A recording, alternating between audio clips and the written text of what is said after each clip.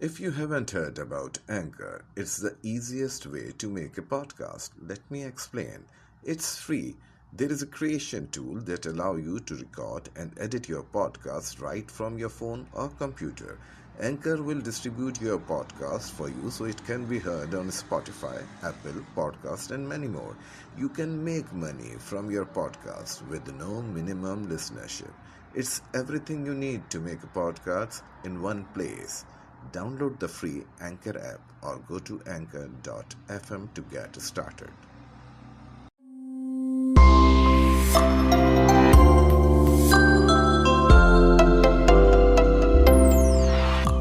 अस्सलाम वालेकुम, आप सुन रहे हैं वावी पॉडकास्ट और मैं हूं आपका पॉडकास्टर और होस्ट वासिफ बरनी। जिस तरह वावी पॉडकास्ट दुनिया के मुख्तलिफ ममालिक में जहां पे भी उर्दू सुनी, बोली और समझी जाती है वहां पे आप वावी पॉडकास्ट को जानते हैं। तो इसी तरह जहां पे उर्दू बोली, सुनी और समझी जाती है और पढ़ी जाती है और वहां पे एक नाम गालिब रहता है और वो है मिर्जा असदुल्ला खान गालिब का। और क्योंकि आज 27 दिसंबर है, यौम विलादत है गालिब साहब का, तो मैंने सोचा और मुझे समझना भी चाहिए था और ये बल्कि मुझे पहले से ये प्रोग्राम तरतीब दे देना चाहिए था, मगर क्या करें कि जो मेरे गेस्ट हैं वो थोड़े से मसरूफ थे, तो जो टाइम उन्होंने निकाला तो उसी तरह से मैंने इस प्रोग्राम को तरतीब दिया है। तो मैं अपने गेस्ट का आज तारुफ कराता चलूं। मेरे बहुत अच्छे दोस्त हैं, एक बेहतरीन राइटर हैं, कॉलमिस्ट हैं और बाय प्रोफेशन जो है बैंकर हैं। इसके अलावा जो है मेंबर हैं governing body arts council Karachi के और बेहतरीन उर्दू बोलते हैं, बेहतरीन उर्दू लिखते हैं। जाहिर सी बात है, मैंने अर्ज किया कि जैसे कॉलमिस्ट भी हैं और तहतुल लफ्ज बहुत अच्छा करते हैं। कई चीज़ों में, कई एडवर्टीजमेंट्स में, कई डॉक्यूमेंट्रीज में आप उनकी आवाज़ जो है as a voice over artist भी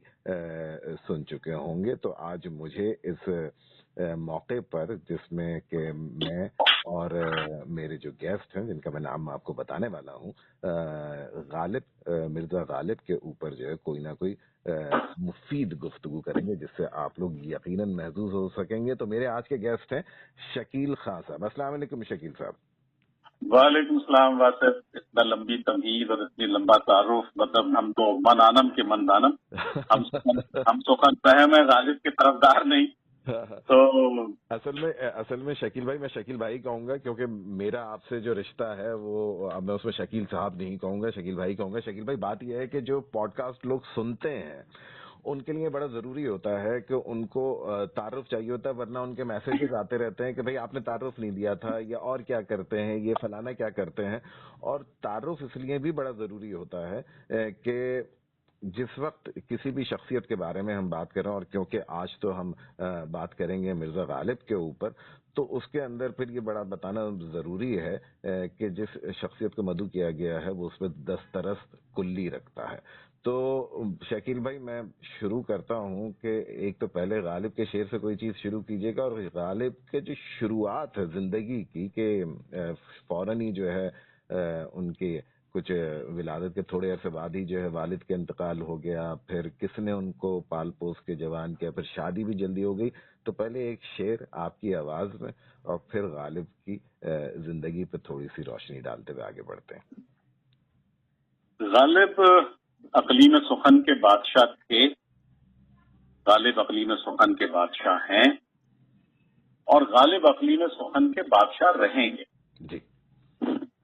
बरे सगीर में मौलाना अब्दुल कलाम आजाद ने कहा था कि गालिब सबसे बड़े शायर थे जी।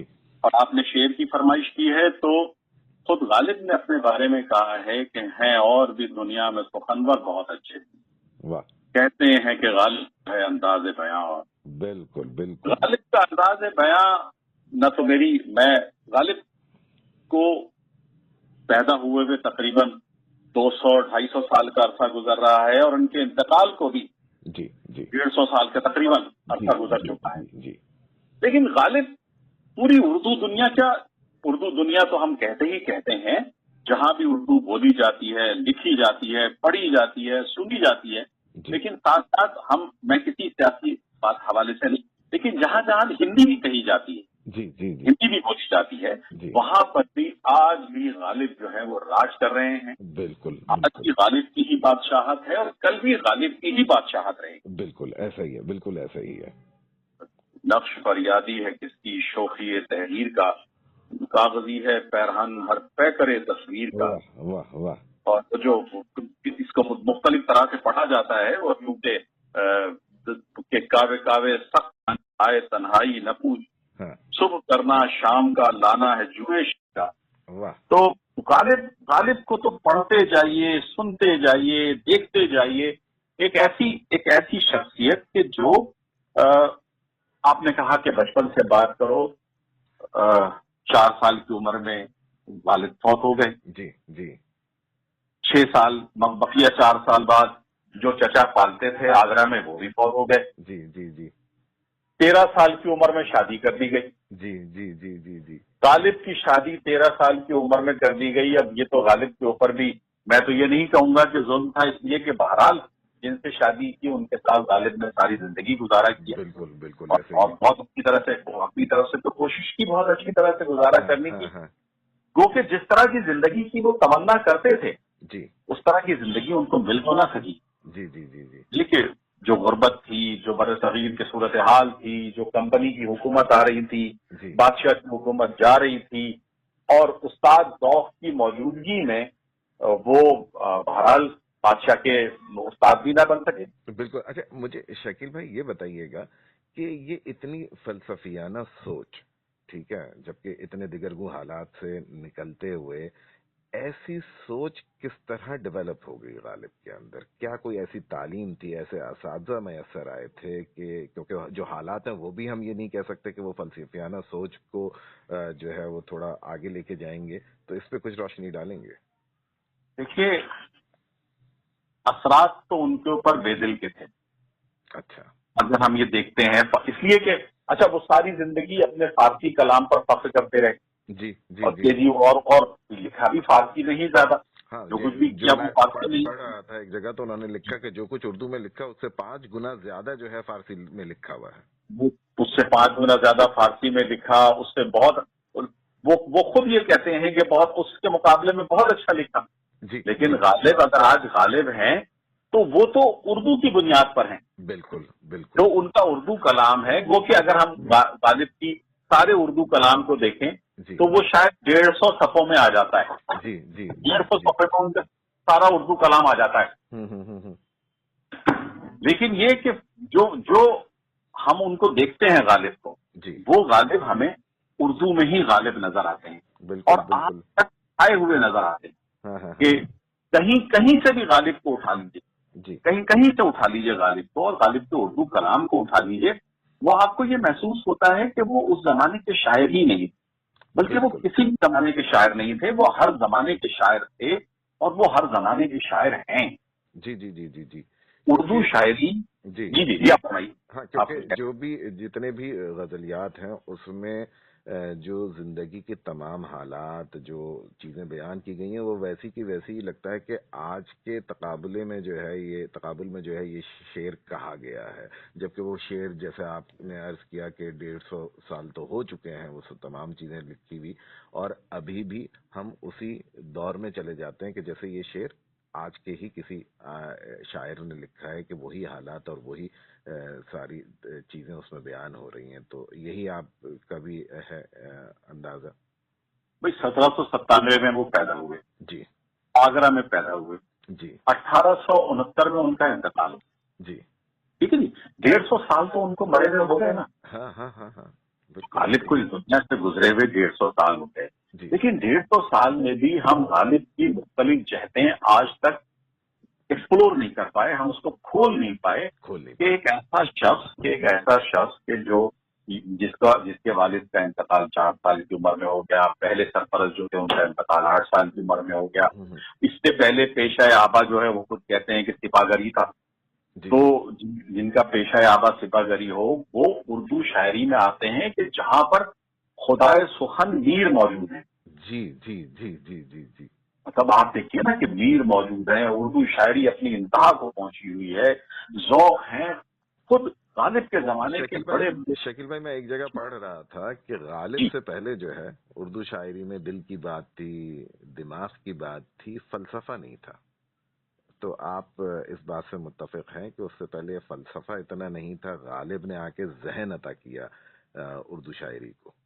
کیا اچھی بات آپ نے کی ہے، یہ کیا اچھی بات کی کہ اردو شاعری میں عشق تھا، محبت تھی، ناز و انداز تھے، اشوے اور غمزے تھے، یاسیت تھی، اداسی تھی، لیکن فلسفہ نہیں تھا، فلسفہ زندگی نہیں تھی، زندگی نہیں تھی. غالب نے اردو شاعری کو ایک ایسی زندگی دی، جی اردو کو ایک ایسی زندگی دی کہ وہ اپنے پیروں پہ کھڑی ہوتی ہوئی نظر آتی. در حقیقت یہی بات ہے، یہی بات ہے، بالکل صحیح، بہت خوب بات کہی ہے. ایک اور بات مجھے بتائیے گا، جیسے ابھی آپ نے ذوق کی بات کی اور باقی شعراء کی بات کی کہ حکیم مومن خان مومن بھی اسی دور کے ہیں، اور اس وقت جو کمپٹیشن تھا اس میں جو بادشاہ کا دربار تھا اس تک رسائی کو بڑی بات سمجھی جاتی تھی، اور اس پورے حلقے میں اپنے آپ کو منوانا ایک بڑا مشکل کام تھا. اور کیا جیسے ابھی بھی ہم دیکھتے ہیں کہ ایک کمپٹیشن ہوتا ہے شعراء حضرات میں بھی، اور ظاہر سی بات ہے کہ ہر فیلڈ میں ہی ہوتا ہے، تو کیا اس زمانے میں بھی یہ کمپٹیشن اسی طرح تھا؟ کیونکہ غالب کو لوگوں نے فوراً قبول نہیں کیا تھا، تو اس پہ تھوڑی سی روشنی ڈالیے گا. غالب کو فوراً کیا، غالب کو تو 1855 تک قبول نہیں کیا جناب. فوراً تو کہاں قبول کرنے کی بات ہے. 1855 میں استاد ذوق کا انتقال ہوا. جی استاد ذوق کے انتقال کے بعد آپ بہادر شاہ ظفر کے استاد مقرر ہوئے. جی مرزا اسد اللہ خان غالب بہادر شاہ ظفر، اور استاد مقرر ہوتے ہی نجم الدولہ، دبیر الملک اور نظام جنگ کے خطابات عطا ہوئے. یہ ایک ہی نشست میں دے دیے گئے تھے خطابات یا یہ الگ الگ دیے گئے تھے؟ جی یہ ایک ہی نشست میں یہ خطابات، ٹھیک ہے جی، ایک ہی نشست میں یہ خطابات نجم الدولہ، دبیر الملک اور نظام جنگ کے خطابات عطا ہوئے. لیکن جناب 1855 کا جو دور دیکھ لیں ہم، اگر تھوڑے سے بھی جو بھی ہمارے ناظرین اور سامعین ہیں وہ تاریخ سے اگر واقف ہوں تو وہ کیسا عجیب دور ہے. بہت عجیب دور ہے، بہت عجیب دور. بادشاہت صرف قلعے تک رہ گئی ہے، بادشاہ صرف قلعے کے بادشاہ ہیں، باقی جگہوں پر کمپنی کی حکومت ہے، کمپنی انگریزی میں حکومت کرتی ہے، اس کا اردو سے تعلق نہیں ہے. تو اور 1857 میں بہادر شاہ ظفر قید کر کے رنگین شہید دیے جاتے ہیں. اور میرا خیال ہے غالباً وظیفہ جو بہادر شاہ ظفر صاحب نے مقرر کیا تھا وہ 50 روپے ماہوار تھا. 50 روپے ماہوار، اور کیا سیم کے بیج یا کیا تھے کہ جو بھیج دیے جاتے تھے. تو لیکن غالب جس زندگی کی تمنا کرتے ہیں وہ زندگی تو ان کو پوری زندگی نہیں مل سکی. پوری زندگی ایک اسرت میں، تنگدستی میں اور اسی میں گزری. اور پھر یہ کہ وہ 1857 کے بعد 10 سال تک کلکتہ کے چکر لگاتے رہے اپنے وظیفے کے لیے، وہ کہ اس دوران وہ نواب یوسف علی خان والی رامپور کے دربار سے وابستہ ہو گئے تھے. جی وہاں سے پھر انہیں شاید وظیفہ 100 روپے ماہوار ملتا تھا. وہاں سے 100 روپے ماہوار وظیفہ ان کو ملتا رہا. وہ کہ ایک نارمل آدمی کے لیے 100 روپے ماہوار وظیفہ اس وقت بہت مناسب تھا. لیکن یوسفی صاحب کے بقول کے غالب جس طرح کی زندگی گزارتے تھے اس میں یہ وظیفہ بہرحال بہت کم پڑتا تھا. تو وہ جو کہتے ہیں نا کہ کہتے ہو نہ دیں گے ہم دل، اگر کہتے ہو نہ دیں گے ہم دل، اگر پڑا پایا دل کہاں کے گم کیجئے ہم نے مدعا پایا. عشق سے طبیعت نے زیست کا مزہ پایا، درد کی دوا پائی درد بے دوا پایا. حال دل نہیں معلوم. جی نہیں آپ شعر جب غالب کا چل رہا ہو تو پھر میں کیا فرماؤں گا، پھر تو شعر ہی ہوگا. حال دل نہیں معلوم لیکن اس قدر یعنی ہم نے بارہا ڈھونڈا تم نے بارہا پایا. تو غالب کو تو بھائی واصف جہاں سے پڑھتے جاؤ، جہاں سے دیکھتے جاؤ، جہاں سے سنتے جاؤ، آج بھی وہ آپ کو آج بھی اور آنے والے کل میں ہمیشہ غالب رہے گا. اچھا یہ شکیل بھائی کہ آپ نے ماشاءاللہ آپ کا بڑا جو ہے ریسرچ بھی ہے، مجھے یہ بتائیں کہ کیا ویسے تو شاعر عاشق مزاج ہوتے ہی ہے عموماً، ٹھیک ہے نا، تو کیا غالب بھی بہت زیادہ عاشق مزاج تھے کہ کیونکہ جو ہم ان کے باتیں سنتے ہیں کہ جی انہیں ایک گانے والی سے بھی ایک رغبت ہو گئی تھی اور وہاں آنا جانا بھی ہو گیا تھا، تو یہ ان میں کوئی حقیقتیں ہیں یا یہ بس ایسے ہی افسانوی باتیں ہیں؟ دیکھیے حقیقت کچھ نہ کچھ تو ہوگی، افسانے میں ساری چیزیں افسانیاب نہیں ہو سکتی، ہاں ہاں کہیں نہ کہیں کوئی تو چنگاری ہوگی، وہ نام مجھے اس وقت یاد نہیں آ رہا، میں بڑی کوشش کر رہا ہوں ہاں ہاں کہ وہ چندن بائی تھی یا چندو بائی تھی، چندو بائی یہ تھی، آئی تھنک ایسے چندو ہی بائی کچھ تھی تھا. میرے خیال سے، اس طرح سے کچھ نام تھا ہاں کہ چندو بائی کا ذکر تو بار بار ملتا ہے. جی جی جی لیکن جی کیا کیا کیا ہم غالب جیسے آدمی سے یہ اس زمانے کے مخصوص ماحول میں یہ توقع رکھتے ہیں کہ وہ اس پائے کے شاعر ہوں، اور جو ان کی غزلیں جو ہیں وہ بہرحال 1857 کے بعد تو جو بر صغیر کے مخصوص ماحول میں اور مخصوص جگہوں پر اور مخصوص بازاروں میں بھی پڑھی جاتی تھی بالکل اور بالکل. ان کو دیکھا جاتا تھا. تو اس حوالے سے تو کسی طرح سے یہ نہیں کہا جا سکتا کہ نہیں جی وہ ہم بڑی پاک صاف اور متقی شخصیت ہوں گے، جی اس لیے جی کہ جی ہم ویسے بھی واصف، ہم جب کسی آدمی کو یہ دیکھتے ہیں تو ہم اس کو غالب کو ہم بحیثیت ایک شاعر کے شاعر کانٹیکٹ میں دیکھتے ہیں. بالکل بالکل. یہ تو شکیل بھائی آپ نے جو بات کہی ہے نا کہ اب وہ اس کے ذاتی زندگی میں وہ کیا تھا اس سے ہمیں سروکار ہونا بھی نہیں چاہیے کسی بھی شاعر کی. میں غالب صاحب کی بات نہیں کر رہا، میں کسی بھی شاعر کی بات کر رہا ہوں. ہمیں ان کی شاعری سے جو ہے صرف لینا دینا ہونا چاہیے.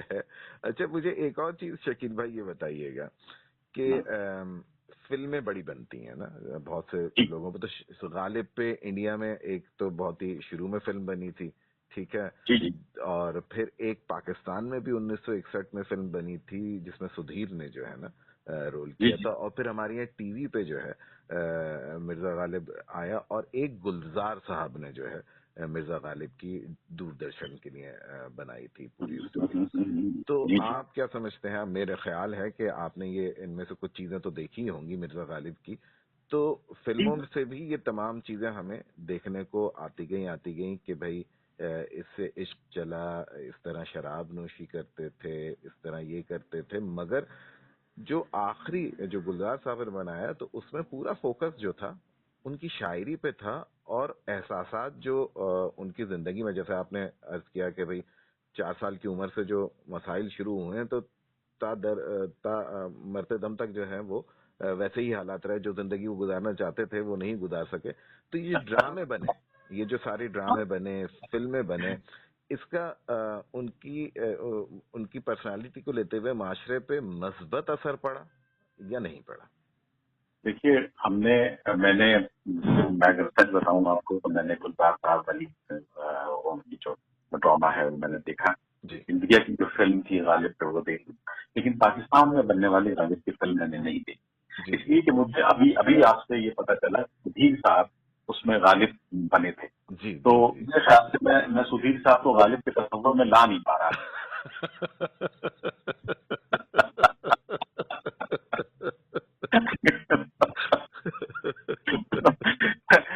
میں نصیر الدین شاہ کو بالکل غالب کے تصور میں لا رہا ہوں. میں سبحانی بھائی یونس کو بھی غالب کے تصور میں، یعنی کہ کیا بات کرتے سبحانی بالکل ان کو بھی لا رہا ہوں، ان کو بھی لا رہا ہوں میں غالب کے تصور میں، لیکن سدھیر بھائی میرے تصور میں نہیں آ رہا غالب کے. جی جی ٹھیک ہے نا، اس لیے کہ غالب جس جگہ پہ کھڑے ہوئے ہیں، میں مجھے سدھیر صاحب کی عظمت سے انکار نہیں، وہ بھی اپنی فیلڈ کے بہت بڑے آدمی، لیکن غالب جس آسمان پہ کھڑے ہوئے ہیں، غالب جس ہمالیہ پہ کھڑے ہوئے ہیں، وہاں پر تو ہمیں کوئی ہمالیہ چاہیے نا غالب بنانے کے لیے. بالکل بالکل بالکل ایسا ہی ہے. تو آپ کیا سمجھتے ہیں کہ یہ جو سبحانی بھائی یونس کے ڈرامے لے لیں، یہ مجھے یاد نہیں ہے شکیل بھائی کہ سبحانی بھائی یونس کے ڈرامے لکھے کس نے ہیں، ٹھیک ہے نا، مگر یہ مجھے پتا کہ وہ جو گلزار صاحب والا جو غالب ہے وہ گلزار صاحب نے لکھا بھی خود ہے اور ڈائریکٹ بھی خود کیا ہے. تو اب آپ سے تھوڑا سا سوال چینج کر دیتا ہوں میں کہ سبحانی بھائی یونس اور نصیر الدین شاہ دونوں نے رول کیے ہیں، ٹھیک ہے، اور آپ کو کون زیادہ بہتر لگتا ہے، جبکہ دونوں کے زمانوں میں فرق ہے، یہ بھی تم تو اس فیلڈ کے آدمی ہو، تم اس میڈیا انڈسٹری کے آدمی ہو، جی ٹھیک ہے نا، دونوں کے زمانوں میں بھی فرق ہے اور دونوں کے وسائل میں بھی فرق ہے. ارے واہ، کیا بات کہی ہے، کیا بات کہی ہے شکیل بھائی. مطلب ہم سبحانی بھائی یونس صاحب کو ان کے وسائل کے ساتھ بھی تو دیکھیں. بالکل بالکل. جو وسائل ڈرامہ بنانے کے اس وقت تھے اور جو گلزار صاحب کے وسائل تھے. بالکل بالکل صحیح کہہ رہے ہیں, بالکل صحیح کہہ رہے ہیں. پاکیزہ اگر جی پاکیزہ اگر بنتی ہے اور 10 سال میں بنتی ہے اور کروڑوں روپے کی لاگت سے بنتی ہے تو بھائی وہ پھر پاکیزہ بنتی ہے نا. جی جی جی جی. گلزار صاحب اگر لکھتے ہیں, نصیر الدین شاہ صاحب اس میں کام کرتے ہیں, مرزا غالب بنتے ہیں اور اس کے وسائل پیچھے سے موجود ہوتے ہیں, بوریاں کھلی ہوئی ہوتی ہیں, تو وہ پھر ایسی ہی چیز تو بنتی ہے نا. واہ واہ واہ واہ, یہ بات صحیح کہ تو یعنی کہ آپ کہتے ہیں کہ اپنے وسائل کو بروئے کار لاتے ہوئے بہترین کام سبحانی بھائی یونس نے بھی کیا اور اپنے وسائل کو بروئے کار لاتے ہوئے بہترین کام نصیر الدین شاہ اور گلزار صاحب نے بھی کیا. گلزار صاحب کا کوئی میچ نہیں ہے. یہ بھی بات آپ نے زبردست. جی نصیر الدین شاہ صاحب کا کوئی میچ نہیں. اصل میں یہ جو آپ نے بات کہی ہے نا, گلزار صاحب کا کوئی میچ نہیں ہے لکھنے کے اندر, ڈائریکشن کے اندر, اور نصیر الدین شاہ کا کمال کی ایکٹنگ ہے, اس کا بھی کوئی میچ نہیں ہے. تو پورے نمبر ہمارے اور آپ کے چلے جاتے ہیں مرزا غالب گلزار صاحب والے جگہ کو. تو اب مجھے یہ بتائیے گا, لیکن بات ایک بات میں پتہ کلانی کر رہا ہوں, ایک بات میں ہم میں سے آپ بھی چونکہ میڈیا کے آدمی ہو, جب میں غالب کو پڑھتا ہوں نا, جی غالب کو پڑھتا ہوں, غالب کے خطوط پڑھتا ہوں. نثر میں تو غالب نے نہیں لکھا, کچھ خطوط ہی لکھے ہیں. جی جی جی. خطوط کو انہوں نے مکالمہ نگاری بنا دیا. بالکل بالکل, میں اسی پہ آ رہا تھا شکیل بھائی کہ غالب نے نثر میں اتنا نہیں لکھا, مگر جب ہم ان کے خطوط پڑھتے ہیں, ٹھیک ہے, اور اس میں آپ نے جو بڑی زبردست بات کہی کہ مکالمہ نگاری دکھتی ہے اور لگتا ہے کہ خط آپ سے بات کر رہا ہے. ایسا لگتا ہے کہ جیسے اگر شکیل بھائی پڑھیں گے تو وہ شکیل بھائی کے لیے خط لکھ کے گئے ہیں, اور اگر واصف برنی پڑھے گا تو واصف برنی کے لیے خط لکھ کے گئے ہیں. اور اس کے اندر جو مزاج جھلکتا ہے, اس کے اندر جو طنز کے جو عنصر آتا ہے, تو آپ کیا سمجھتے ہیں کہ غالب طبیعتاً جو ہے کیا بہت کوئی سنجیدہ آدمی ہوں گے؟ دیکھیے غالب, ایک چیز تو یہ کہ ہم جب غالب کو پڑھتے ہیں تو ہم غالب کو پڑھتے ہوئے جو میں نے پہلے بھی جملہ استعمال کیا کہ ہم کو ہمالیہ میں پہنچا جی اتنا بڑا غالب ہمیں نظر آتا ہے. جی ہم کسی بھی ناول میں, کسی بھی ڈرامے میں, کسی بھی فلم میں غالب کو اس بلندی تک نہیں پہنچا سکتے. جی اگر ہم دیکھیں کہ موجودہ زمانے کا بہت بڑا ناول ہے گاڈ فادر. جی جی. گاڈ فادر ناول کو پڑھا جائے, یہ میری ذاتی رائے ہے کہ گاڈ فادر ناول پڑھا جائے اور گاڈ فادر فلم دیکھی جائے, جی تو وہ کہیں مطلب وہ ناول اس سے مجھے بہت بلند نظر آتا ہے. بالکل.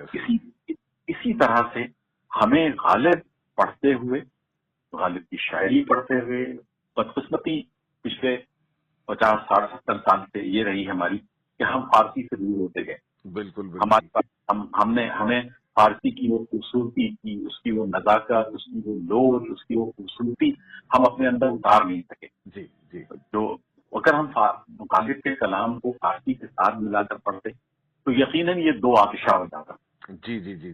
یہ غالب کے پسندیدہ مشروب سے شکیل بھائی کلامی کی معافی, دو آتشہ کی ذرا سی میننگ جو ہے نا بتا دیں, کیونکہ کچھ نئے بچے بھی سن رہے ہوں گے نا, تو یہ دو آتشہ جو ہے یہ بڑے دن بعد سنا ہے میرے کانوں میں نے بھی.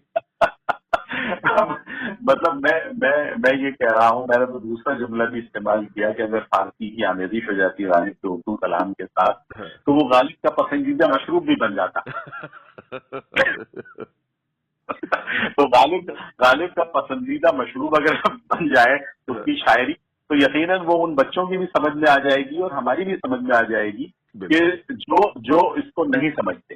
مجھے خوشی اس بات کی ہے کہ آپ جیسے نوجوان اور آپ جیسے لوگ جو ہیں, وہ بچے جو ہیں وہ غالب کی طرف آئے ہیں. جی. مطلب ہم یہ دیکھتے ہیں کہ غالب جس کو اس زمانے میں نہیں سمجھا گیا اور اس کو یہ شکایت رہی جی جی کہ جی. بوئے گل نالے دل دودھ چراغے محفل, جو تیری بزم سے نکلا تو پریشان نکلا. صحیح بات ہے, صحیح بات ہے. شوق ہر رنگ رقیب سروسامہ نکلا, قیس تصویر کے پردے میں بھی اوریا نکلا. واہ واہ. ٹھیک ہے, بس کے دشوار ہے ہر کام کا آسان ہونا, آدمی کو بھی میسر نہیں انسان ہونا. ہاں, گریا چاہے ہے خرابی میرے کاشانے کی, در و دیوار سے ٹپکے ہے بیاباں ہونا. واصف یہ دیکھو نا یار, گریا چاہے ہے خرابی میرے کاشانے, در و دیوار سے ٹپکے ہے بیاباں ہونا. مطلب ہے وہ چار گرا کپڑے کی قسمت غالب، جس کی قسمت میں وہ عاشق کا غریبہ ہونا. یار ایک شعر اگر صبح پڑھ لیتے ہیں تو پورا دن گزر جاتا ہے. واہ واہ واہ واہ واہ واہ، یہ سب بھی ایسا لگتا ہے کہ جی ایک شعر اگر صبح پڑھ لیا جائے تو میرے جیسے میں تو یہ بڑا اس معاملے میں اپنے آپ کو بڑا خوش قسمت سمجھتا ہوں جی کہ ہم نے غالب کو پڑھا ہے. ہم نے اس کو سمجھا نہیں ہے، میں نے تو اس کو نہیں سمجھا، غالب کو نہیں سمجھا. یقیناً غالب ہر دور میں غالب رہے، بالکل غالب بالکل. ہر دور میں اور سب سے زیادہ غالب رہے. مجھے یہ بتائیے گا شکیل بھائی جی کہ غالب کو، ظاہر سی بات ہے غالب کے آنے والی جنریشنز پڑھتی گئیں، کوئی شاعر، کسی میں کوئی جھلک، کسی میں کوئی عنصر ایسا جس کو کہ آپ سمجھتے ہو، آپ کی رائے میں، یہ ذاتی آپ کی رائے ہوگی کہ جس کو آپ نے پڑھا اور آپ نے کہا ہو کہ ہاں شاید اس میں غالب کی شاعری کا کچھ اتنا % موجود ہے، کچھ ایسا ملا آپ کو یا نہیں ملا؟ مونا لیزا کی جھلک کہیں نظر آتی ہے؟ نہیں.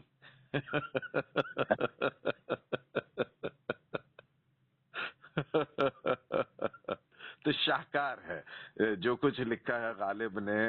شکیل بھائی آپ کی نظر میں جو ہے وہ شاہکار ہے، اس جیسا نہ کوئی لکھ سکتا ہے اور نہ کوئی لکھے گا آپ کی نظر میں. میں تو آپ جانتے ہو کہ بہرحال میں تھوڑی بہت مشاعروں کی نظارت وغیرہ بھی کرتا ہوں، جی جی. لیکن چاہے کوئی کتنا بھی ناراض، میں بہرحال میں غالب کی نظر سے کسی کو نہیں دیکھتا، نہ کسی کے اندر وہ مطلب ہمارے دور میں بڑے بڑے شعراء کرام، نو ڈاؤٹ، اللہ سب کو سلامت رکھے اور بڑے اچھے لوگ، لیکن یہ کہ میں بہرحال میری ذاتی رائے یہی کہ میں غالب کی جگہ کسی کو نہیں دیکھتا، یا اس سے ملتا جلتا بھی کسی کو نہیں دیکھتے.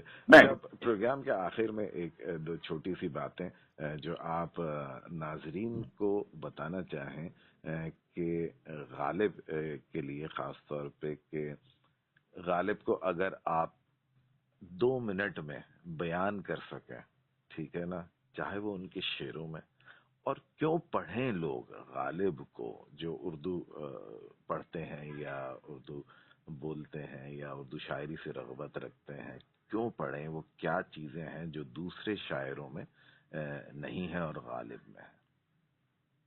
واصف میں 10 سال پہلے بہت مایوس تھا. اچھا. مطلب میں سچ میں بتاؤں کہ میں اردو کے مستقبل سے مایوس. جی. مطلب مجھے نہیں لگتا تھا کہ اردو کوئی ایسی زبان اب رہے گی کہ جو شاید ہمارے بچوں کو بھی قابل قبول. جی جی.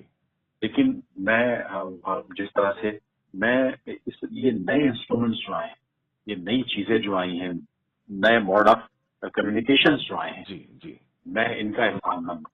اچھا. کہ انہوں نے ہمیں دوبارہ ہمارے بچوں کو بھی، مطلب دیکھیے میں آپ کا شاید کچھ ٹائم زیادہ لوں گا. بالکل لیکن بالکل. میں جیسے مجھے شاعری کا شوق ہے. جی. میں شاعر نہیں ہوں لیکن میں شاعری پڑھتا ہوں، میں مشاعروں کی دعوت کرتا ہوں. آپ جانتے ہیں میں بڑے کا ممبر ہوں.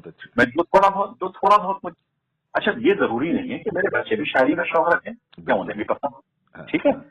میں اپنے بچوں کو کبھی کبھی ریکویسٹ کر کے، ان سے درخواست کر کے، میرا بیٹا کیونکہ فائنانس کا ہے تو میں اس سے کہتا ہوں کہ بیٹا تم ٹھیک ہے، یہ ضروری ہے، تمہیں شاعری نہیں پسند ہوگی یا تم نہیں اس کو اتنا زیادہ پڑھتے ہوگے، لیکن تم ہمارے مشاعرے کے انسٹیٹیوشن کو دیکھو، ہمارے اس ادارے کو دیکھو، کیونکہ ہمارا یہ ادارہ آپ کو ادب، تہذیب، ثقافت، یہ سب چیزیں سکھاتا ہے. بالکل. یہ ہمارا مشاعرے کا جو ادارہ ہے، یہ ہماری اردو شاعری جو ہے، یہ صرف شاعری نہیں ہے، یہ ہماری تہذیب ہے، یہ ہماری ثقافت ہے، یہ ہمارا رویہ ہے. یہ وہ رویہ ہے جو جھلکتا ہے ہمارے اندر. بالکل بالکل. تو میں بچوں سے یہی درخواست کروں گا کہ ٹھیک ہے، آپ اپنی فیلڈ کے ماہر بنیے، بالکل جس فیلڈ میں بھی آپ ہیں، لیکن آپ اردو شاعری کو اس لیے پڑھیں کہ آپ میں اس تہذیبی رچاؤ پیدا ہو. واہ واہ. آپ کے اندر وہ ثقافت پیدا ہو، آپ کے اندر وہ کلچر پیدا ہو، آپ کے اندر وہ سافٹنس پیدا ہو، وہ نرمی پیدا ہو کہ جو ہماری شاعری کی خصوصیت ہے. بے شک. میری درخواست ان سے یہی، اور وہ جو ہے کہ آخر میں آپ سے اجازت چاہتے ہوئے کہ درد منت کشے دوا نہ ہوا، میں نہ اچھا ہوا برا نہ ہوا، جمع کرتے ہو کیوں رقیبوں کو، تماشا ہوا گلا نہ ہوا. واہ واہ. ہم کہاں قسمت آزمانے جائیں، تو ہی جب خنجر آزما نہ ہوا. واہ. कितने शीरी हैं तेरे लब के रकीब, वाह वाह, गालियां खा के बेमजा ना हुआ। क्या कहना। और इसको इस तरह भी पढ़ा जाता है, लेकिन मैंने जो उसमें ये देखा है गाने गालिब में, कि कुछ तो पढ़िए के लोग कहते हैं, इसको इस तरह भी कहा जाता है, कुछ तो कहिए के लोग कहते हैं, जी, कुछ तो पढ़िए के लोग कहते हैं, आज गालिब गजल तराना हुआ। वाह तो वाह, हम तो गालिब साहब की गजल सराई का इंतजार करते हैं। वो दिन हमारा अच्छा दिन हो जाता है जिस दिन हम सुबह सुबह गालिब को पढ़ लेते हैं, हाँ, उससे कुछ देर उससे सुन लेते हैं। तो मैं वासिफ आपका शुक्रगुजार हूँ कि आपने बहरहाल इतना टाइम मुझे दिया और मुझे ये इज्जत अफजाई की कि मुझे यहाँ बुलाया। जी जी, आपका शकील शुक्रिया। भाई आपका बहुत बहुत शुक्रिया, क्योंकि मुझे एक तो पॉडकास्ट की टाइमिंग थोड़ी महदूद होती है, और मगर जितनी गुफ्तगू आपने की है, पॉइंट टू पॉइंट की है, और मेरे जितने भी लिसनर्स हैं दुनिया में जहाँ जहाँ हैं और उर्दू को समझते बोलते और पढ़ते हैं, तो उनकी आप समझ लें कि उनके जहन जो है बड़े खुले होंगे, और आपकी जो तजावीज़ भी इसके अंदर आई हैं कि पढ़ें ज़रूर, क्योंकि जो आपने रवैये की बात की है ना, वो उसका थोड़ा सा फुकदान मैं महसूस करता हूँ, और वो शायद आपकी इस बात से ही कि लोग इसको पढ़ते जाएं तो रवैयों में जो है थोड़ी लचक और बेहतरी जो है पैदा हो जाए। शकील भाई, वावी पॉडकास्ट में आपको की शिरकत का मैं बहुत ममनून हूँ, और इंशाल्लाह फिर किसी और शायर के साथ या शायर के ऊपर बात करने के लिए मैं आपको मज़ीद ज़हमत दूंगा। तो शकील भाई, आपने नाजरीन की तरफ से और सामीन की तरफ से और मेरी तरफ से आपकी आमद का बहुत बहुत शुक्रिया। आप सुन रहे हैं वाओबी पॉडकास्ट, और आज जो है स्पेशल पॉडकास्ट थी विद शकील खां साहब, और फिर मिलते हैं किसी नए शायर के साथ, किसी नई आवाज़ के साथ, किसी नई जहद के साथ। तब तक के लिए सुनते रहिए वाओबी पॉडकास्ट।